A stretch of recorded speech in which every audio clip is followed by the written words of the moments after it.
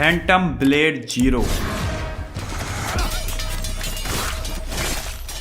China का दूसरा crazy game black myth Wukong के बाद 28 अक्टूबर 2026 को PS5 एंड PC पर रिलीज होने वाला है। तो आज की वीडियो में हम जानेंगे गेम की स्टोरी क्या होने वाली है, इसका गेम प्ले और वर्ल्ड डिजाइन कैसा होने वाला है, और गेम के सारे डिफिकल्टी मोड को डिटेल में एक्सप्लेन करूंगा। और एंड में बात करेंगे गेम की प्राइसिंग के बारे में, डिफरेंट एडिशन एंड इसका फिजिकल एडिशन आएगा कि नहीं, और गेम की सिस्टम रिक्वायरमेंट के बारे में। तो वीडियो को एंड तक जरूर देखना, और अगर आपको ऐसी गेमिंग वीडियो पसंद है तो चैनल को सब्सक्राइब कर लेना और वीडियो को लाइक कर देना। तो बिना किसी देरी की वीडियो शुरू करते हैं। तो सबसे पहले बात करते हैं गेम की स्टोरी के बारे में। फैंटम ब्लेड जीरो की स्टोरी फैंटम वर्ल्ड बुलेन में सेट होने वाली है, जो कि गेम में एक डार्क मार्शल आर्ट वर्ल्ड और सेमी ओपन वर्ल्ड होने वाला है। गेम में मेन प्रोटैगनिस्ट और प्लेएबल कैरेक्टर का नाम सोल होगा। सोल गेम में एक स्किल्ड असैसिन है, लेकिन उसकी जिंदगी तब बदल जाती है जब उस पर अपने ही मास्टर का मर्डर का इल्जाम लगा दिया जाता है, और उसके अपने ही साथी उसके साथ धोखा कर देते हैं। और फिर एक बैटल के दौरान सोल का सामना अपने ही ब्लड ब्रदर जियो सेंग से होता है, और इस फाइट के दौरान सोल के दिल पर एक तलवार लग जाती है। इसके बाद सोल को लगता है कि अब उसकी जिंदगी खत्म होने वाली है, लेकिन एक मिस्टीरियस हीलर फ्लैश स्कल्पचर उसकी जान तो बचा लेता है, लेकिन सोल को एक बहुत ही डेंजरस कंडीशन का सामना करना पड़ता है, और वो कंडीशन है कि उसके पास सिर्फ 66 दिन ही बचे हैं। इन 66 दिनों के अंदर सोल को एक डार्क मार्शल आर्ट वर्ल्ड बुलेन में जर्नी करनी होगी, और इस जर्नी के दौरान सोल को पावरफुल एनिमीज का सामना करना पड़ेगा, डेंजरस लोकेशन को एक्सप्लोर करना होगा, और कई अनएक्सपेक्टेड कैरेक्टर से भी मुलाकात होगी। लेकिन सोल का मिशन सिर्फ सरवाइव करना नहीं होगा, उसे धीरे धीरे एक बड़ी कॉन्स्पिरेसी का सच भी पता लगाना होगा,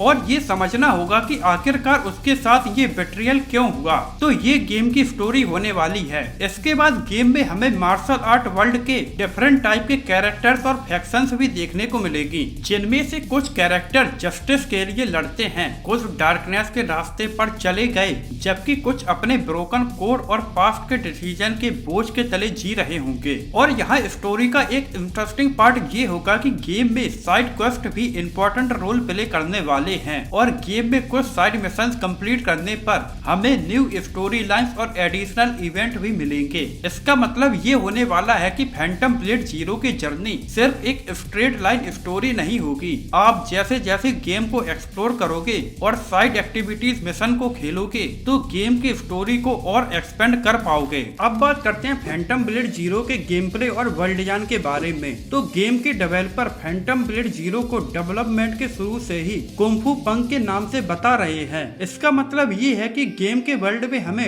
ट्रेडिशनल चाइनीज मार्शल आर्ट के साथ साथ एक मैकेनिकल और इंडस्ट्रियल सिविलाइजेशन भी देखने को मिलेगी, और गेम का विजुअल स्टाइल भी कुंग फू मूवी जैसा ही लग रहा है। एंड गेम में steampunk style machinery, mechanical prosthetic limbs, industrial rooms और बॉडी मॉडिफिकेशन जैसे एलिमेंट भी होने वाले हैं। यानी कि गेम की दुनिया एक नॉर्मल हिस्टोरिकल चाइना जैसी नहीं होगी। गेम में हमें ट्रेडिशनल मार्शल आर्ट और फ्यूचरिस्टिक मैकेनिकल टेक्नोलॉजी का एक यूनिक कॉम्बिनेशन देखने को मिलेगा, और गेम में हमें काफी डिफरेंट एनवायरनमेंट भी एक्सप्लोर करने को मिलेंगे, जैसे कि बैंडेड से ऑक्यूपाई वैली भी देखने को मिलेगी, तो कहीं अबैंडन्ड वेयरहाउस देखने को मिलेंगे जहां मिस्टीरियस रिचुअल के ट्रेसेस भी होंगे। इसके अलावा गेम में हमें मिस्टीरियस एक्सपेरिमेंट के लिए बनाए गए आयरन टावर्स, बड़ी लेक्स और उन लेक्स पर ट्रेवल करने के लिए स्पेशली बनाए गए हाई स्पीड वेसल भी देखने को मिलेंगे। तो अब बात करते हैं कि हम लोग गेम में एक्सप्लोर कैसे करेंगे। और फैंटम ब्लेड जीरो एक ओपन वर्ल्ड गेम नहीं होने वाला,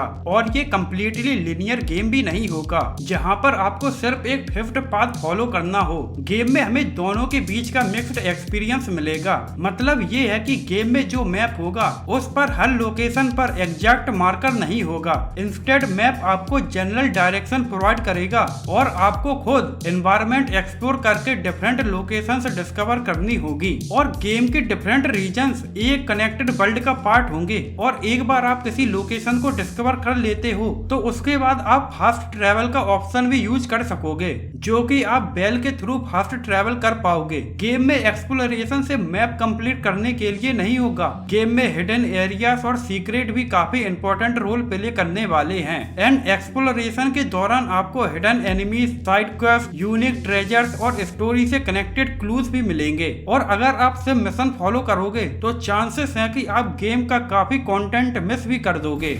अब बात करते हैं गेम के कुंफू कॉम्बैट के बारे में। गेम में हमें 30 से ज्यादा प्राइमरी वेपन्स और 25 लेजेंडरी वेपन्स मिलने वाले हैं, जिन्हें गेम में फैंटम वेपन्स कहा जा रहा है। हर वेपन का अपना एक यूनिक कॉम्बैट स्टाइल होगा और हर weapon different martial art technique से इंस्पायर है। फॉर एग्जाम्पल, एक वेपन का फाइटिंग स्टाइल ड्रंकन बॉक्सिंग से इंस्पायर है, जहाँ कैरेक्टर मूवमेंट्स को इंटेंशनली अनप्रेडिक्टेबल रखता है। इससे एनिमीज को डॉज करना और उसके अटैक को इवेट करना इजियर होगा। वहीं डुअल ब्लेड्स प्लेयर को मीली और रेंज अटैक के बीच में स्मूथली स्विच करने की एबिलिटी देगा। कॉम्बैट में वेपन का वेट भी इंपॉर्टेंट रोल प्ले करने वाला है और गेम में आप एक लाइट वेट और फ्लेक्सिबल स्वॉर्ड से एनिमी के डिफेंस को क्विकली पेनिट्रेट कर सकोगे। लेकिन लाइट वेट वेपन हर सिचुएशन में इफेक्टिव नहीं होगा। अगर आपके सामने कोई हेवीली आर्म्ड या शील्डेड एनिमी है तो उसके अगेंस्ट हैवी वेपन जैसे हैमर या आयरन फिस्ट ज्यादा यूजफुल होगा। और गेम में हमें सिर्फ मीली वेपन ही देखने को नहीं मिलेंगे, हमें कुछ रेंज वेपन्स भी देखने को मिलेंगे। फॉर एग्जाम्पल, गेम में एक वेपन टाइगर कैनन होगा। टाइगर कैनन का यूज आप दूर से एनिमी को अटैक करने के लिए कर सकोगे और इसका यूज सेल्फ डिस्ट्रक्ट वाले एनिमी को दूर से डिस्ट्रॉय करने के लिए भी किया जा सकता है, ताकि वो आपके पास पहुंचने से पहले ही खत्म हो जाएं। गेम में कुछ फायर बेस्ड वेपन्स भी होंगे जो बीस्ट टाइप एनिमी के ग्रुप को खत्म करने के काम आएंगे। अब बात करते हैं गेम के कॉम्बैट के सबसे इंटरेस्टिंग पार्ट की, जो है weapon upgrade system. Phantom blade zero में वेपन अपग्रेड करने का मतलब सिर्फ अटैक डैमेज इंक्रीज करना नहीं होगा, आप अपग्रेड के थ्रू वेपन के न्यू फॉर्म्स, अटैक और कॉम्बैट टेक्निक भी अनलॉक कर पाओगे। इसका मतलब ये है कि सेम वेपन को अपग्रेड करके आप उसके फाइटिंग स्टाइल को कम्प्लीटली चेंज या एक्सपेंड कर पाओगे। और अगर आप गेम में वेपन अपग्रेड करोगे तो आप अपग्रेड मटेरियल को बाद में रिकवर कर सकोगे और दूसरे वेपन पर यूज कर पाओगे।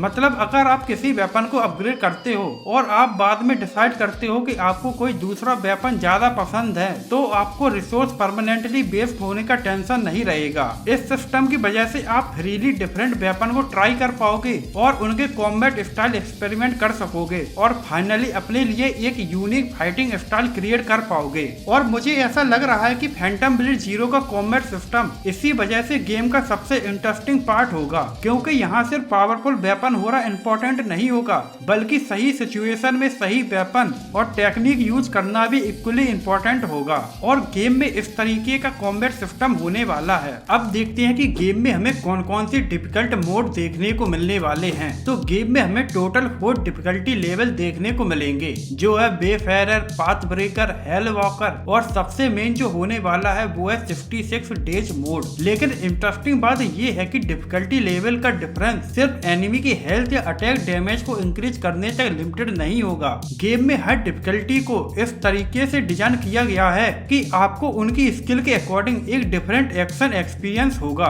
सबसे पहले आता है वेफेरर डिफिकल्टी। ये उन प्लेयर के लिए है जो गेम की स्टोरी, सिनेमैटिक मूवमेंट्स और कॉम्बैट का एक्सपीरियंस बिना ज्यादा प्रेशर के एंजॉय करना चाहते हैं। यानी अगर आप चैलेंजिंग गेम प्ले के बजाय स्टोरी और वर्ल्ड पर ज्यादा फोकस करना चाहते हो तो वेफेरर आपके लिए ही है और ये ज्यादा हार्ड भी नहीं होने वाला। इसके बाद आती है पाथ ब्रेकर डिफिकल्टी, जो गेम प्ले को और भी चैलेंजिंग बना देगी और ये आपसे बेटर कॉम्बैट स्किल और टाइमिंग को डिमांड करेगी। ये थोड़ी वेफेरर से हार्ड होने वाली है, लेकिन असली चैलेंज तो हेल वॉकर डिफिकल्टी से शुरू होगा। हेल वॉकर में एनिमी सिर्फ ज्यादा पावरफुल ही नहीं होंगे, बल्कि उनका एआई भी मोर रिस्पॉन्सिव हो जाएगा और गेम में बॉस फाइट इस डिफिकल्टी पर और भी इंटरेस्टिंग हो जाएगी, क्योंकि बॉस सिर्फ कुछ फिक्स्ड अटैक पैटर्न को बार बार रिपीट नहीं करेंगे। इंस्टेड वो रियल टाइम में आपके बिहेवियर को सीखेंगे और अकॉर्डिंगली रिएक्ट करेंगे। फॉर एग्जाम्पल, बॉस आपकी डिस्टेंस, आपके मिस्ड अटैक और आपके रिपीटेटिव एक्शन को ऑब्जर्व करके अपना रिस्पॉन्स चेंज करेंगे। यानी अगर आप एक ही अटैक अटैक या स्ट्रेटजी को बार बार यूज करोगे तो बॉस उस पैटर्न को रिकॉग्नाइज करके उसी के अकॉर्डिंग रिएक्ट करेगा। और लास्ट में आती है सबसे यूनिक डिफिकल्टी जो इस गेम में है, वो है 66 डेज। ये मोड गेम की स्टोरी में मौजूद 66 दिन के टाइम लिमिट को डायरेक्टली गेम प्ले का पार्ट बना देगा। लेकिन ये मोड स्टार्टिंग से अवेलेबल नहीं होगा। इसे अनलॉक करने के लिए आपको पहले गेम को पाथ ब्रेकर या हेल वॉकर डिफिकल्टी पर कंप्लीट करना होगा। 66 डेज मोड में आपके पास टोटल 66 लाइफ होगी और इस मोड में एनिमी की स्ट्रेंथ हेल वॉकर डिफिकल्टी के लेवल पर होगी। लेकिन यहाँ एक एडिशनल रूल होगा कि जब भी आप डिफीट होगे तो आपके रिमेनिंग टाइम में से एक दिन कम हो जाएगा। मतलब अगर आप बार बार बॉस को मारने में फेल हो गए तो आपके पास गेम कंप्लीट करने के लिए कम टाइम बचेगा। और सबसे इम्पोर्टेंट बात यह है कि अगर आपके 56 दिन पूरे हो गए तो आपका गेम भी खत्म हो जाएगा और आपको ये वाला मोड शुरू से स्टार्ट करना पड़ेगा। इसीलिए 56 मोड सिर्फ डिफिकल्ट कॉम्बैट का एक्सपीरियंस नहीं होने वाला, यहाँ पर आपको रिस्क मैनेजमेंट, कॉम्बैट स्किल और डिसीजन मेकिंग तीनों का ध्यान रखना पड़ेगा। एंड अगर आप फैंटम ब्लेड जीरो को लेने वाले हो तो प्ले स्टेशन एंड पीसी पर आपको 2 एडिशन मिलेंगे। पहला है स्टैंडर्ड एडिशन और दूसरा है डिजिटल डीलक्स एडिशन। और play station, steam and epic game store पर स्टैंडर्ड एडिशन 4300 रुपए और डिजिटल डीलक्स एडिशन 5200 रुपए का मिलेगा। इन दोनों के बीच का डिफरेंस सिर्फ 900 रुपए का है। सबसे पहले बात करते हैं स्टैंडर्ड एडिशन की। स्टैंडर्ड एडिशन में आपको फैंटम ब्लेड जीरो का कंप्लीट कैंपेन मिलेगा, यानी main story, game play, combat system और गेम की कंप्लीट प्रोग्रेशन। और डिजिटल डीलक्स एडिशन में बेस गेम के साथ आपको 2 एडिशनल आउटफिट भी मिलते हैं। पहला है बुलिन लेजेंड और दूसरा है ब्लड स्टील फॉर्म। इसके अलावा डीलक्स एडिशन में डिजिटल आर्टवर्क और डिजिटल साउंड ट्रैक भी मिलेगा। और अगर आप गेम को प्री ऑर्डर करते हो तो आपको प्री ऑर्डर बोनस भी मिलेगा, जो है पहला ट्रेजर बेसन एसेसरी, जो रेमिनेंट डस्ट के ड्रॉप को 10% इंक्रीज कर देगा। अभी मुझे ये तो पता नहीं कि रेमिनेंट डस्ट क्या है, शायद गेम में कोई बूस्ट होगा जो हमें गेम में हेल्प करेगा। और इसके बाद एक लेगेसी आउटफिट भी मिलेगी। और ये दोनों आइटम आप बाद में गेम में इन गेम प्रोग्रेशन के थ्रू भी ऑब्टेन कर सकोगे। और प्री ऑर्डर करने पर ये बस अर्ली अनलॉक हो जाएंगे। तो मैं तो यही कहूंगा कि 900 रुपए बचाओ और स्टैंडर्ड एडिशन ही लेना अगर तुम लेना चाहते हो तो। और अगर आप फिजिकल डिस्क लेना चाहते हो तो अभी प्री ऑर्डर करने की जल्दी मत करना। फिजिकल वर्जन को ऑफिशियली कंफर्म होने दो, उसके बाद ही अपना डिसीजन लेना और रिव्यू भी देख लेना। मेरे हिसाब से तो स्टैंडर्ड एडिशन ही गेम प्ले के लिए बेस्ट वैल्यू देगा, जबकि डीलक्स एडिशन सिर्फ उन लोगों के लिए है जो ज्यादा एक्स्ट्रा आउटफिट के लिए 900 रुपए स्पेंड करना चाहते हैं। और मुझे पता है कि तुम लोग 900 रुपए तो एक्स्ट्रा नहीं देने वाले। और अगर आप गेम की फिजिकल डिस्क लेना चाहते हो तो मैं बता दूं कि अभी तक वो कंफर्म नहीं हुई है। और कुछ बाहर के रिटेलर ने